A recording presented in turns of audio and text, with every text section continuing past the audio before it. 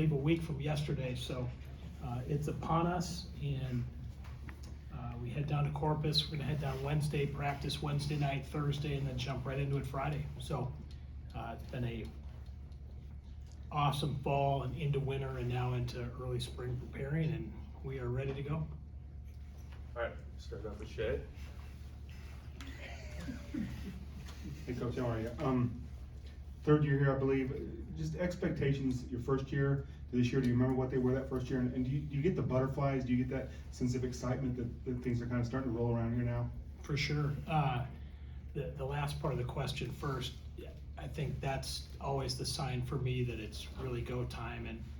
And had an Olympic sharpshooter speak to our team at Dallas Baptist years ago and talked about those butterflies, those nerves as just a form of adrenaline. Talked about in the Olympics how, his familiarity with that anxiety was to say, welcome back, old friend. And it's stuck with me ever since. And we talk a lot about that as a team. You can scrimmage in inter squad and do stuff in the fall, but nothing like an actual game. And so, yeah, for sure have that feeling and that excitement to get going.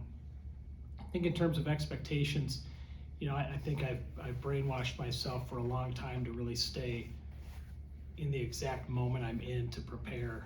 And, I think in year one, there was so much of a culture shift of how do we redo the things that are important to us? How do we keep the things that are in a really good spot?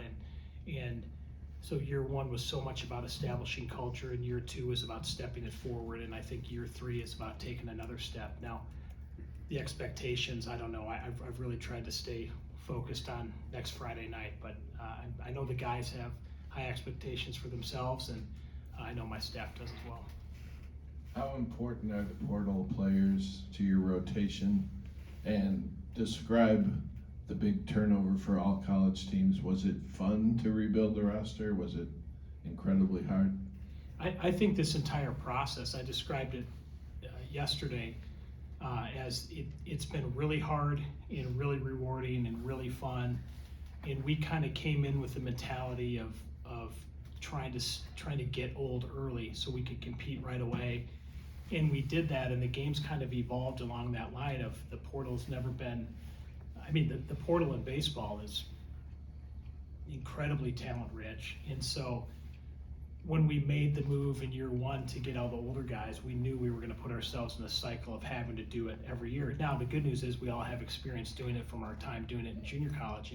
And really, everywhere I've been so fortunate to have a bunch of players drafted every year that you kind of get into that. How do you put together the roster every year? So it's been really fun. My staff is fantastic at it. And we've found incredible value in the portal. And I could, really having our bullpen. The guys that pitch in the middle of our bullpen this year are super portal rich, but it's been fun, man. We've had a blast doing it. We feel like we got the right guys here. Just following up on that, you brought in so many pitchers this past offseason from so many different levels of play and experience and all that. What was the process like of figuring out who would play and how much and when? Specific to the pitchers? Yeah. Yeah, I think there's some stats that don't travel from level to level. Strikeouts do, and when you look at punch-outs per nine, and if a guy does that in junior college, he's going to do it in Division I. If he does it in Division I, he's going to do it in Single A. If he does it in Single A, he's going to do it in Double A. And so strikeouts are a huge one. It's the same thing with command. Like if you look at the ratio of punch-outs to walks, and what type of, when the ball is put in play, not necessarily what's the outcome, because there are so many variances off of what can happen, but is it line drives, is it fly balls, and really when it's strikeouts, there's an outcome. And so I think that was always a big one for us, and one we look at a ton. And then, if we pulled 100 big league pitchers right now, and the most important stat that they'd want at the end of the year, it would be innings pitched. And the innings pitched one for us becomes huge, because if all of a sudden vaguely more Stites, West, if those guys are logging huge innings as starters, that shrinks the amount of work that our bullpen needs to do, which we saw last year when Cranton would just go one inning at the end, and Cooper Moore one inning before that, and Shaw and Lamp in some combo before that. we were able to let Cran just come in and throw gas for 1 inning versus the year before where you have to stretch Trumper for 3 and you have to stretch Cran for more than 1. So I think innings pitched, strikeouts, and just overall efficiency as a pitcher is something we spend a ton of time on. You mentioned your starters there. Do you feel like you have your Friday, Saturday, Sunday guys figured out at this point, or are you going to let it sort of figure itself out? Friday, yeah. Dom's going on Friday. Manning will go on Saturday this first weekend. Stites is back. He's 9-10 months into his progression in rehab from TJ, so he'll start in a limited pitch count on Sunday, and then someone will piggyback on top of him, and then we'll go Cooper Moore on Monday. And then, that will probably change in some form weekend 2 with Coop bumping back into maybe a higher spot in the rotation. But Stites really becomes kind of an opener, and a lot of big league teams use an opener, and for sure 2 years ago they used him all the time. It was a little less last summer, but Stites, as his pitch count continues to grow early in the year, he'll be in more of that opener, opening weekend. He's going to want to go 5 innings. He's going to go 2, and then weekend 3 hopefully he goes, or weekend 2 hopefully he goes 2 innings, a weekend 3, and just keep stacking on there. Coach, can you talk a little bit about the new turf and just your thoughts on the final product of it? Yeah, it's awesome. Mammoth did a fantastic job, and our turf was really, really fast, and it had kind of changes the way you play at home versus on the road. And the last few weeks that we've been on it, it's been fantastic. It plays really true, very much like a grass field.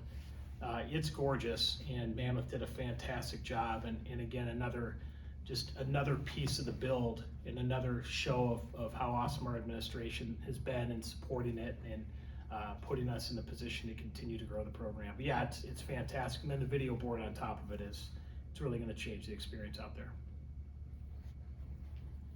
How much of an asset for you guys is the defensive versatility that Michael Brooks provides in playing short more than he has in the past?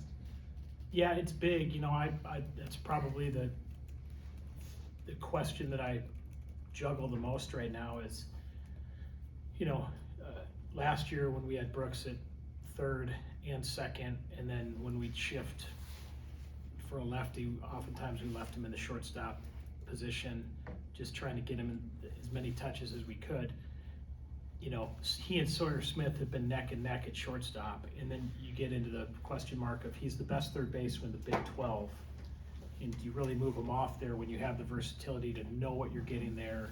So I think the good news is that we train all of our infielders like they play all 3 spots, and so I think we'll see, depending on lefty-righty matchups and who we're seeing, I think we'll see a bunch of Brooksy at 3rd, and I think we'll see a bunch of them at short.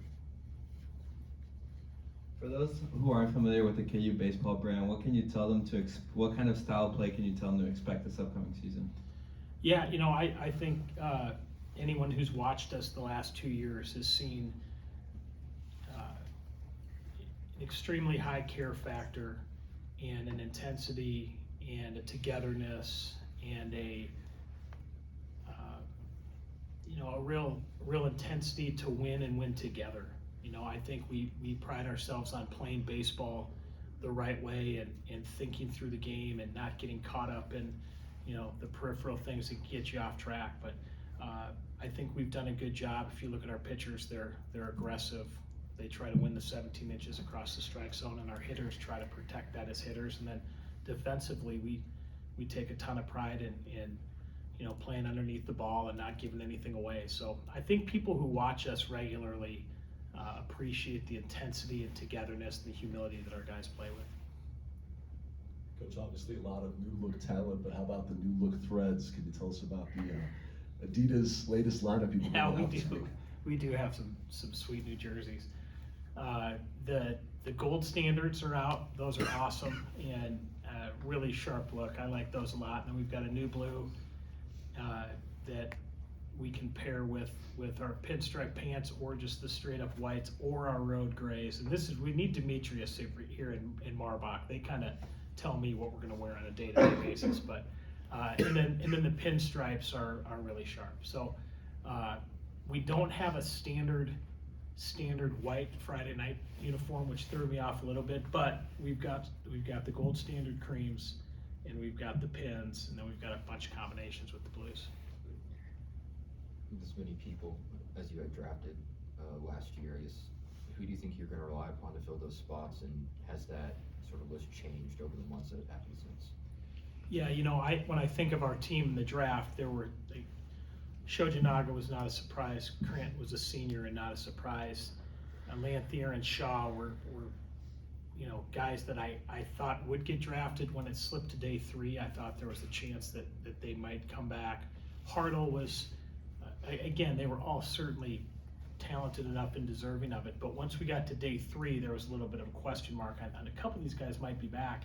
But we had really prepared for it, and so when I think of the additions we've had to make up for those losses, the bullpen was a huge piece of it.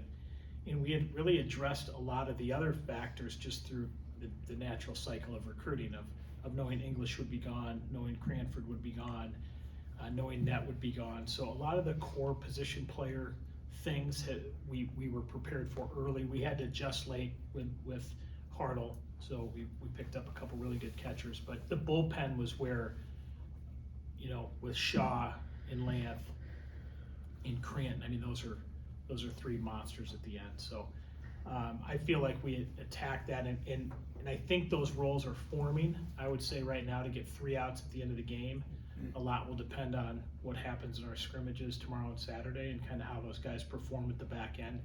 But you're splitting hairs at this point. It's the guy that gets the 3 outs in the 9th,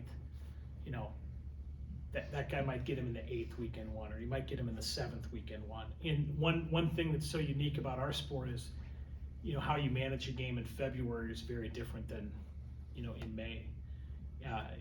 Pitch counts are weird. I mean, can you imagine the football season starting and Lance has a quarterback for the first half of game 1, and then he's got to build, like, it's an odd sport there. So the middle of our pen, between Kubler, Vitak, Magai, Trumper, I feel like you've got 4 guys that can stretch the game in the middle. And then Brandon Scott and I sit down for literally hours every night looking at, okay, if Dom gives us 4, where do we go for at this spot in the lineup? If he gives us 5, where do we go for at this spot in the lineup? And then you kind of have it mapped out, and then you get to those spots, and then early on, you say, okay, if he gets 3 quick ones here, like when we played K-State this fall, we had one of those relievers go out and he threw 6 pitches. Well, that guy's going out for the next inning. And then it might be, you just bump that guy back. And in a perfect world, you don't have to get your closer hot every night. So I feel like we addressed it. I think this specific roles still have to be won. I know it's a week away, but any initial thoughts on Texas A&M Corpus Christi as the school you open with? Yeah, they're good. They're like everyone else right now, a lot of new faces. They have 2 returning pitchers, and so in our scouting report, it's a lot of watching video and, guys not wearing a Corpus Christi uniform because they're transferred in from somewhere else. But it's like everywhere in college baseball right now, really everywhere in college sports, the rosters have changed dramatically. The consistent things with Corpus and Tarleton in terms of our first road trip, they're both really well coached, very fundamental. There's, pretty much straight up baseball with, they've got good starting pitching, they've got good back end, and they can defend in the middle. So be a great challenge. The other thing is they've both been outside for a long time. So there's a little bit of that, they're sweating in the South, and we're getting outside in limited chunks here. But we'll be ready to go and excited for the challenge. Everyone good?